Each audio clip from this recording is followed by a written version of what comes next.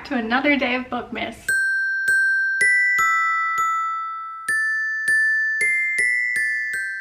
For today's video, I'm going to be vlogging my day, maybe a few days. I'll talk about the 2 books I'm currently reading, do a check-in for my end of the year TBR and how many books I've read on that list. I do have a small book haul, but worry not, I did not purchase these books. They were gifted to me. And maybe I'll show you some behind the scenes for Bookmas because today is actually December 1st and my first Bookmas video went live since I pre-filmed a few of them. And I actually just got done filming my TBR jar video picks my December TBR, so I will also show you my December TBR. Let's talk about the 2 books I'm currently reading. I am listening to the audiobook of Told You So by Macy Neely.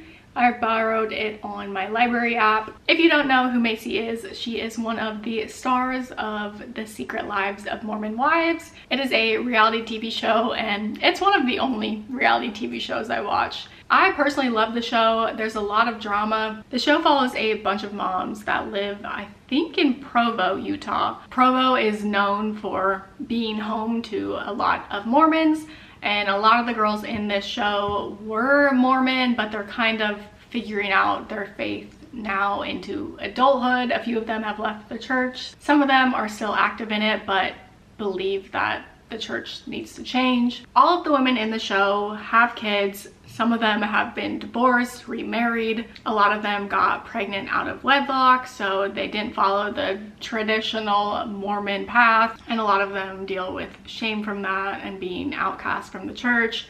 A lot of religious trauma in this show. A lot of the girls have been through so much. So I'm glad they get to finally share their story and show a different side of them. I will say there is a lot of drama though, a lot of friendship drama. I'm sure some of it is fabricated for reality TV, but man, this show is juicy. Macy is a star of the show. Like I said, she's one of the most likable ones in my opinion. She's always wanted to write a book because she's been through so much that she doesn't talk about, and so I'm glad she finally decided to tell her story in this book. I'm 53% through with the audiobook. Yeah, the writing is not the best, but that's not the point of the story. She's finally opening up about so many things that she's ready to talk about and share with everyone, and I'm really enjoying it. I'm also currently reading another book that I briefly showed you in the intro, but let me go put a sweatshirt on and then I'll keep yapping.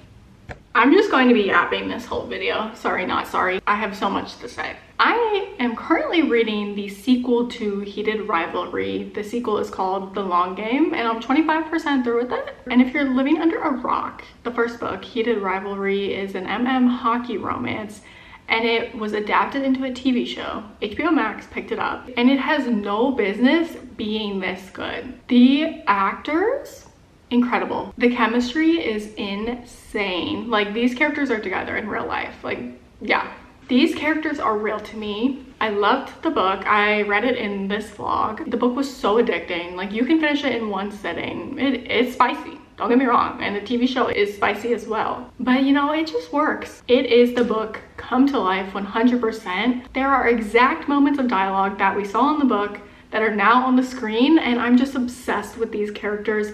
Chemistry unmatched. Now I'm watching all of the cast interviews because HBO is only releasing a new episode every week. So we got the first 2 episodes on the first drop, and now we don't have an episode until this Friday. It's currently Monday, and I needed more of these characters. So that's why I picked up The Long Game, because it is their epilogue book. And I was watching the show again because I'm obsessed, and I noticed that in the show, Shane is wearing this hoodie. My comfort hoodie that I have in pink, brown, and blue. I'm almost 100% sure that he's wearing this one from Abercrombie, because when he's walking up the stairs in his apartment, you can see the back of it, and this one has this specific line. And yeah, maybe other sweatshirts have it, but I don't know. It looks identical to mine. And you guys know, if you're a loyal subscriber, you know I wear that sweatshirt every day, and out of anyone in the world, I would be able to identify that sweatshirt. And just the way it fit on him, I know it's this sweatshirt. I just think that's hilarious because this sweatshirt is my whole personality, and I would notice that. I would clock that. Anyway, I don't know how much reading I'm gonna get done of the long game today. I do really want to keep reading it, but now I'm going to get some work done, number one, and second, edit my TBR video that I just filmed. And it's going to take me a while because there has been so much noise going on. They're doing construction on my street. They're doing construction in the courtyard. Neighbors upstairs are neighboring, and I have 30 minutes of footage. It will probably come down to 15, just because I take so many pauses and stop the camera and then start it again, because everybody is on one today. Anyway, it's not a problem. Just figured I would update you guys. And if you're not watching or reading Heated Rivalry, go read it, because obviously you have to read that one first and then read The Long Game. I would so recommend reading the book before watching the show, because it's just addicting, and then you'll get to see your favorite parts come to life and notice how well it follows the book. We don't often see that in book to film adaptations. I will show you guys my December TBR here shortly, and maybe do the 10 before the end check-in. Who knows? I didn't edit any of my TBR video. Incredible job, Maddie. I'm definitely going to edit it a little bit after dinner, but right now I'm going to go read a little bit more of The Long Game because I'm obsessed. I really want to rewatch the show again. The actors are perfect. If it looks like I'm playing on my phone in these next few clips, I'm not. I just have to read The Long Game on the Hoopla app. This is how I actually read most of the time. With my Kindle, with my phone. I almost never read sitting up. I just do that for the B-roll.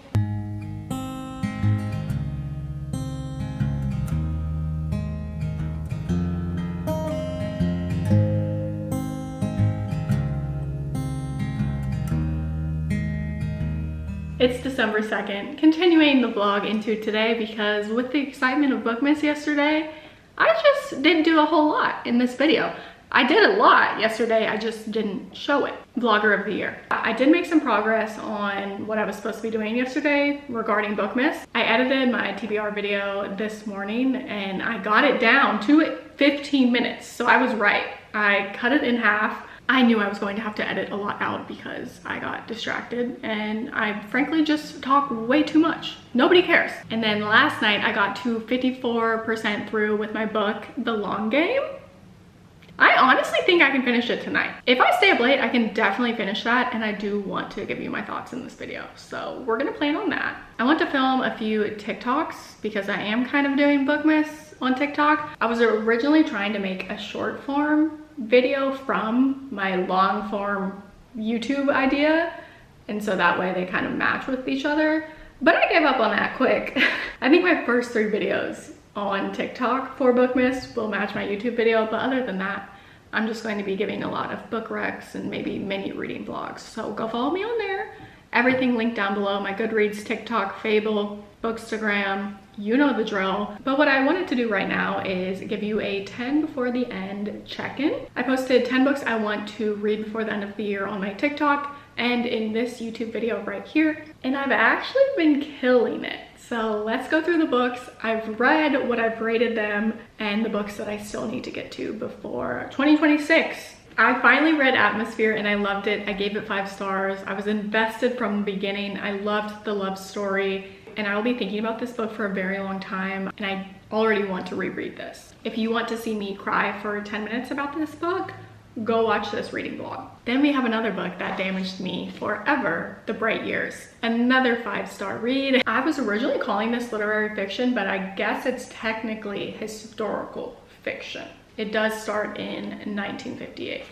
I also read Stillhouse Lake, which is a thriller. It's part of a 5-book thriller series. Actually, I read this and the second book called Kilman Creek. I really enjoyed the first book. It ends with a huge cliffhanger that makes you want to pick up the second book right away, and I gave it 4 stars. Definitely worth a read, and it is on Kindle Unlimited right now. Then I read another 5-star read. This is crazy. The Best Worst Thing by Lauren Oakey. It is a second chance romance. Honestly, one of my favorite romances of all time now. It is up there with Emily Henry, I loved her writing. I loved her banter. I loved our two main characters, obviously. Did I say this was on Kindle Unlimited? I don't know, but it is. And I will read anything this author writes from now on. Then I read Once Upon a Broken Heart. I need to just start adding the cards up here for these videos. I think I will, because I do have a reading vlog for this as well. I gave this 3 stars. It was a solid read, but nothing I'll think about ever again. Sorry. And then the last book I read off of this list, well, tried to read, is If It Makes You Happy by Julie Olivia. It is a fall romance that takes place in the 1990s. I DNF'd it at 75%. I think I was well over 300 pages into this book, and it was just way too long. It's a 500-page romance novel and nothing was happening. So I stopped reading it and I have no regrets. Sorry. I know that's an unpopular opinion, but that's just my opinion. So I've read 5 out of the 10 books on my end of the year TBR, and 3 of them were 5-star reads. Insane. Now, the 5 books I want to get to before the end of the year, this one I absolutely will be getting to because the movie comes out in January. People Leave Me on Vacation. This is going to be a reread, and I think I'll even appreciate this one more the second time around. I gave it 4 stars when I read it the first time, but that was because I just read it after Beach Read, and Beach Read was a perfect book to me. But I think if I look at this book with fresh eyes, I may end up rating this book 5 stars this time around. Who knows? Wait, I am missing a book. 1, 2, 3, 4. Oh, guys, I read 6 books out of the 10. Go me. I was wondering why my math wasn't mathing. I have 4 more books I need to read. Sorry. The Secret History by Donna Tartt. I originally was going to read this in a Bookmas video. Don't know if that's going to happen. Wait, same for Six of Crows. Don't know if I'm going to be getting to this one, but I will try my very best. And Midnight Sun. I was going to reread the entire Twilight series for Bookmas, but I just wasn't in the mood to read it. Maybe because I already know what's going to happen since I've read them before and I've seen the movies 5 million times. I don't know. I definitely want to reread it this winter though. And I've never read Midnight Sun. Maybe I can reread Twilight, post that video, and then read Midnight Sun and vlog that as well, because I do want to get to Midnight Sun. But I at least want to reread Twilight first because Midnight Sun follows Edward's point of view in Twilight. I think you're allowed to read it in that order. I am going to film some TikToks, do a final edit on my TBR video, and then come back to you with the books I plan to read in December. And I'm just now realizing I didn't even pick a single holiday read for my December TBR. What am I doing?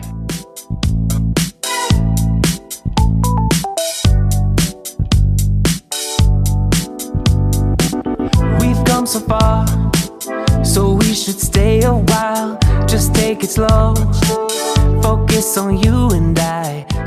I completely forgot that I have a small book haul, so let's get into that. When my friend Chandler came to visit me in Amsterdam, she brought me 2 books. I remember her telling me about this one because I texted her back and said, oh my gosh, I just finished another book by that author and I loved it. And I'm pretty sure I was talking about One Italian Summer. I've known about this book for years. I just never picked it up. But now that she brought it for me, and I loved Rebecca Searle's other book, I'm definitely going to read this. I don't feel like reading the summary, but it says it's an unforgettable love story. Thanks, Chandler. And she also brought me this one, City of Bones, the first book in the Mortal Instruments series. I never read this when I was younger. Criminal, I know. I never watched the TV show on Netflix either, the one with Lily Collins, I think. So maybe I'll read this, see if I like it, and continue the series. If not, I may just watch the TV show. I also feel like I know the biggest plot twist in this series, or maybe it's the other one. I know they're all interconnected somehow. I can't believe I never read this. And then I did want to tell you the 7 books I picked for my TBR video if you did not watch that. The only book I picked for my physical TBR is The Irresistible Urge to Fall for Your Enemy. Then I picked The Long Game, which I'm already reading in this video. The Academy, Bottom of the Pyramid, which is Nia's memoir from Dance Moms, if you watched that growing up. Bound by Ellie Hazelwood. This is only in audiobook format. I'm going to try to get to this new release, 10,000 Light Years from OK. And I picked this one because the prompt was read a book you haven't seen anybody talk about. And I found this on the Kindle store and it sounded good. And then I do want to get to They Never Learn by Lane Fargo, who is the author of The Favorites, which I loved. I read it at the beginning of this year and gave it 5 stars. It was one of my first 5-star reads, if not my first of the year. So yeah, maybe I'll go back to reading the long game. I know I said earlier I could finish it tonight. It's not looking like that. Bye!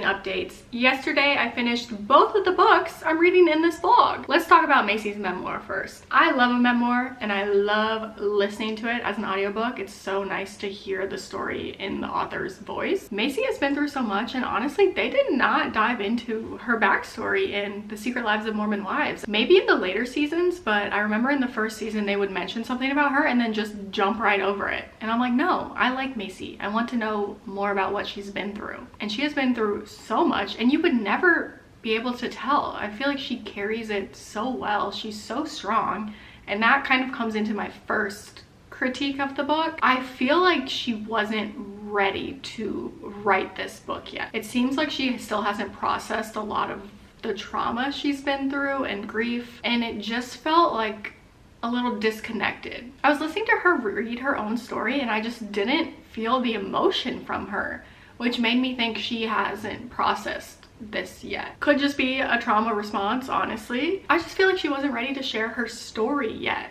because in the book she would bring things up and then say, I'm not ready to talk about that, and move on, which you're allowed to do that. You don't have to share anything. But even the things that she did share, I'm like, girl, you don't need to tell me anything. You don't need to explain anything. But I honestly think she's still holding it all in. Does that sound crazy? I know she's always wanted to write a book, but maybe with the success of The Secret Lives of Mormon Wives, her manager maybe like rushed her to get this book deal together. And I enjoyed it, and I learned more about her, which was the goal of it. The simple writing didn't bother me. What bothered me was how she included dialogue sometimes. She would say something her dad said to her or Jacob, and then her response would be, I'm like, what the heck? She would include, I'm like, and then her response. I don't have a problem with the word like. I use it all the time, but that response just happened so many times. I don't think she needed to include I'm like. And maybe that's how she recounts things with her friends when they're talking about past conversations. I don't know. It felt silly. She could have just included the dialogue she said back instead of saying I'm like, or included the dialogue and said that's what I said, or I said. Anyway, I would definitely recommend that memoir if you are a fan of the show. And if you don't care about the show, you probably won't care about the memoir. Just being honest. Switching to the mic on my phone, sorry. I also finished The Long Game last night, which is the epilogue book to Heated Rivalry, the show I'm obsessed with right now, and the show everyone is obsessed with. I also loved the first book. When I finished the first book, I wanted to give it 5 stars, but I felt silly for wanting to give it 5 stars, even though who cares? I liked the story and I loved those characters too much, but was the writing the most beautiful thing I've ever seen? Could I even compare it to,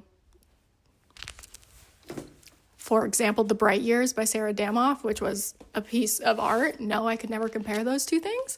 But honestly, I should have just given it 5 stars, because 5 stars is a feeling. And you know what? I think I'm gonna go back and change my rating of Heated Rivalry to 5 stars on Goodreads. You can love and appreciate 2 different books. 2 books can be very different and both be 5 stars. I don't know why I'm diving deep into this. Basically, I just felt embarrassed that I liked it, but I'm not embarrassed anymore because everybody else likes it. Now, the second book I think would be 4 or 4.5 stars. It definitely wasn't 5 stars. I loved seeing Ilya and Shane together more, and I loved the ending of it, obviously, but there were a few things that I didn't like. For example, the way that they were outed as a couple, I did not like at all, because it wasn't on their own terms. I still wish that we would have seen more into Shane and Ilya's future, because with the way it ended, they were together. That's not a spoiler. You guys know how a romance book is going to end. But I still wish we saw even further into the future, maybe like 10 years down the line, you know, one last epilogue in their second book, but that's okay. I'm just glad that I can see these characters come to life. And right now it's Thursday and I'm anxiously awaiting for episode 3 tomorrow, because the episodes for the TV show come out every week. Also, if you're worried about this hockey romance being too much hockey, don't worry. there was hardly any hockey. They are now some of my new favorite characters of all time. Honestly, I really do think so, especially with the TV show. The TV show just made me like the books even more because I love when I can see characters come to life. The same thing with Normal People. When I read Normal People, I gave it 4 stars, but after watching the TV show, it's a 5-star series for me and one that I always talk about. It's crazy how media can do that, you know? Do not watch the TV show with your family though, because it is spicy, just like the book. You can tell how much these characters really care about each other, and seeing all of these little moments in the show that exactly match the book, it's perfect. Yes, the book is spicy, but they also love each other, okay? There's the door if you're gonna be mean about the show. Do I have anything else to say? Probably not. This is the end of this video. Thank you guys so much for watching another day of Bookmas. Don't forget to subscribe down below. I would so appreciate it if you stuck around. See you tomorrow. Bye.